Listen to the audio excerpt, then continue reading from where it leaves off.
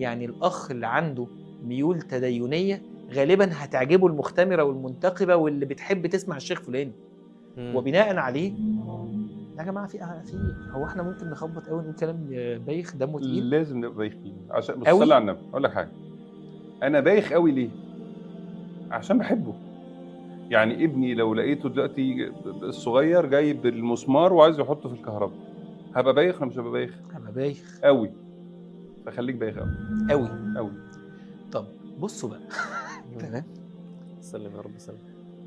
ليه بقى بقول كده؟ لان النهارده ما بقاش في حاجه اسمها متدين ومتدينه بعيد عن الحدوته دي. النهارده انت بتتصدم في الموضوع ده مع البنت اللي مقصره في الصلاه ومع المنتقبه اللي حافظه القران، الاتنين. وبقى الموضوع مخجل ومرعب، والعواقب بتاعته عند الله عز وجل ما فيش حد فينا يحتملها. وعلى يعني بلايا الدنيا منتشرة، طلاق، فساد،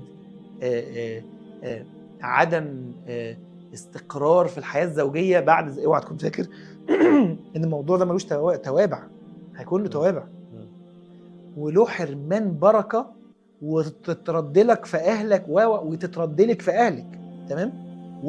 كتير. وكل ده بقى كون واحنا داخلين على رمضان متصاحبين. وما تسموش بس احنا في اوبن ريليشن شيب، لا احنا في ريليشن شيب، لا احنا في بلا شيب بلا مش بلا، لا يعني انت دلوقتي في علاقه ما ترضيش ربنا.